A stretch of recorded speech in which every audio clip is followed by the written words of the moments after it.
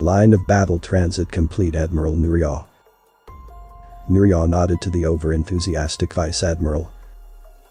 Status report, please. It felt good to be away from the Security Council chamber and back on the bridge of her flagship, flashing hooves.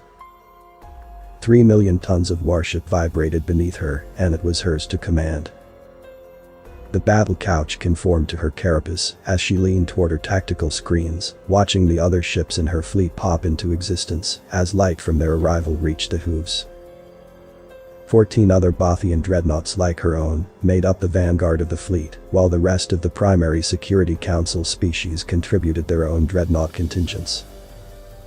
Less powerful species contributed battleship squadrons, while the least powerful among them were relegated to the fleet train, made up of tenders and supply ships.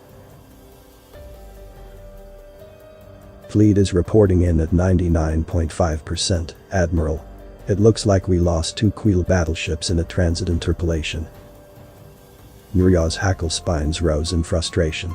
An interpolation was just bad luck writ large and was considered a bad omen before a battle. No matter how accurate the jump plotting, a transit jump from star system to star system invariably scattered the ships, making the jump across millions of miles upon re-entry into real space. That scattering made interpolations incredibly rare, but they did sometimes happen, and when 2 ships tried to re-enter normal space in the same place, the laws of physics objected strenuously, generally in the form of an explosion. Tactical report, Vice Admiral. System is as scans reported it before the jump, Admiral. As far as we can tell, this is a ration manufacturing colony that they've been using as a base for their expeditions into League space.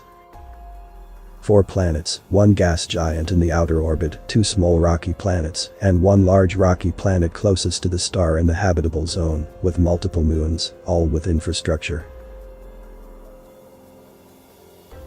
I read the briefing packet as well, Nuria said icily. What is the disposition of ration forces in the system? We're showing a large ration fleet between the orbits of the 3rd and 4th planets. Direct line intercept takes us within 2 million miles of the gas giant.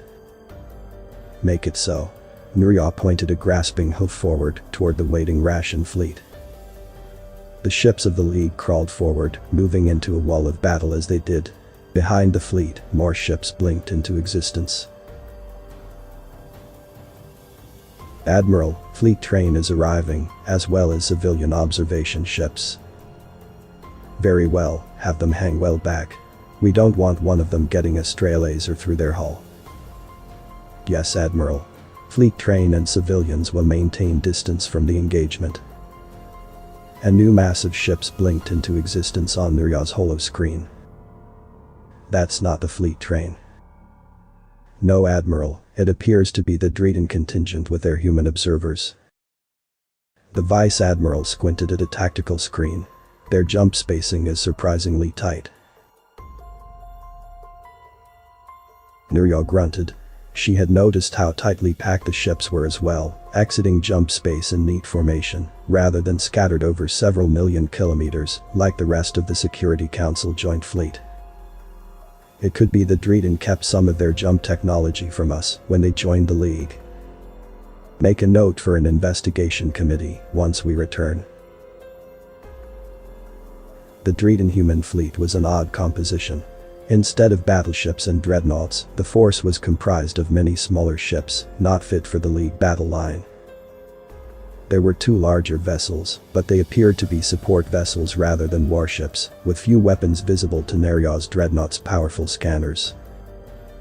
These larger vessels were screened with vessels that appeared to be only frigates and destroyers, some with Dreeden ID codes.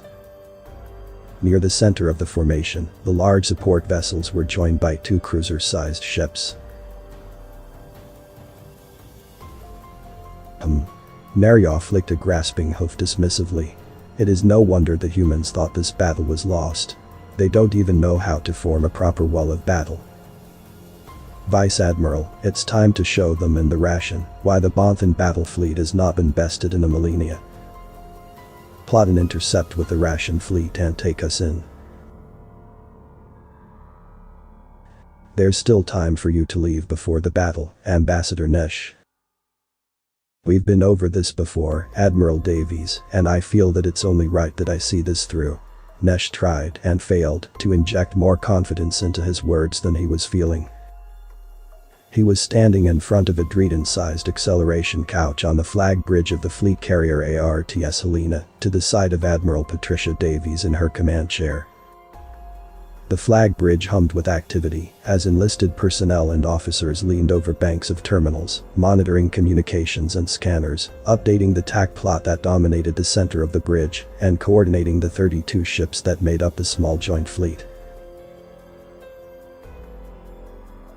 I'm the one who suggested that you bring your fleet to a battle that you expect to lose. I can't expect thousands of humans and my people to put their lives at risk without doing the same myself.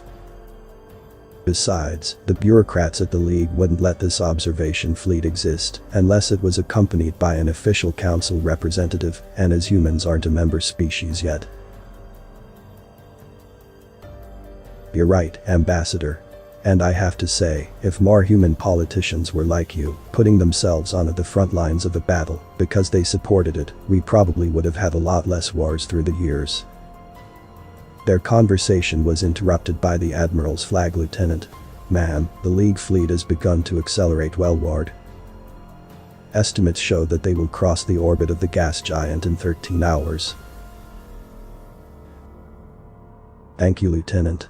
Admiral Davies manipulated her console, patching her through to the captains of her small fleet.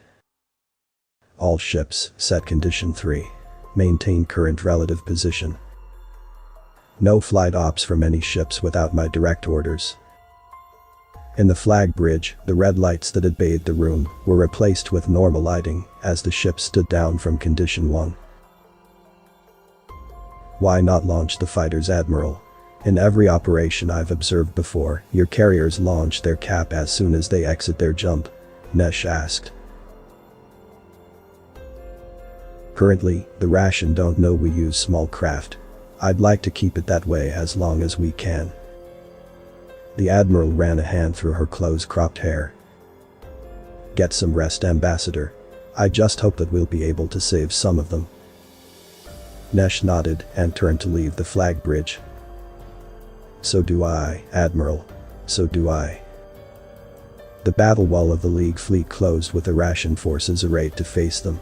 From Nerya's view screens, a small orange disk could be seen, the outermost planet of the system. Author's name and the link to original text is in the description.